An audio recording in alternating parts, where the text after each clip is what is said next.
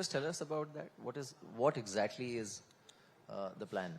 So I just mentioned Mission Green Million actually talks about the mission to produce environment-friendly vehicles, whether it is through CNG or whether it is through flexi fuel, whether it is biogas, whether it is other technologies that are available. Very recently, we introduced the strong hybrid technology in our Grand Vitara. It's a large SUV, but it gives you almost 25 kilometers to the liter. In fact, the rated figure is 27 kilometers, 27.7 kilometers to the liter. That means the carbon dioxide emission for even those large vehicles we have been successful in reducing. So what we mean by green mission is that to make the emissions from vehicle as low as possible, and also the method of production also should reflect that. So it talks about sustainability, it talks about recycling. We are, for example, producing much of our energy from solar. That's something which, and in fact, even the electricity that we use, we produce through gas and rather than thermal means, or taking it from the grid, because the grid sometimes the supply is not uniform or not always efficient. So that is what we mean by our green mission. Right. You have in fact recently launched a massive plant also on the West Coast. And like you rightly mentioned, that in the global supply chain, India is definitely emerging as a major supply hub for spare parts also, and for the fully built vehicles also. So what is your vision in next 5 to 10 years? What kind of market share shift may happen from the existing manufacturing hubs like, let's say, China to countries like India? Yeah, I think the potential is huge. Indian export this year, I mean 21-22 was 5,77,000. I'm talking of passenger vehicles. There was a 43% growth. The previous year was just 4,04,000. This year, 22-23, it will be even higher. Maruti Suzuki, by the way, 237,000 vehicles we exported last year, and this year it will be even higher. So in that sense, the potential for us and India as a country to supply automobile, both finished goods and the components, is very high. Our exports, I'm talking of the auto industry, $28 billion out of the $420 billion of exports from India, which means about 7-8%. But if you look at the percentage of the total auto industry, then this 28 billion, our total auto industry is about $117 billion. That means 25% of the output of automobile industry in our country is exported.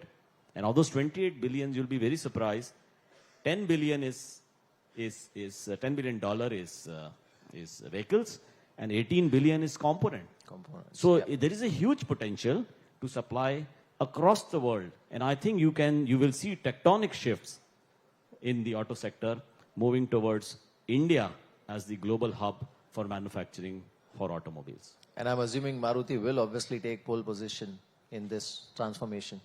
Yeah, taking, or I think continuing, because we are already in the I know. What I meant was in the shifting market share scenario. Yes. One last question to you. If we look at I won't use the word headwinds because the industry is doing exceptionally well. But let's put it this way, the global economic scenario right now, right from fuel costs to the geopolitical conflicts to the interest rate environment. What is your sense? How is it going to impact the consumption in automobile sector? Because it's directly linked to employment and everything else.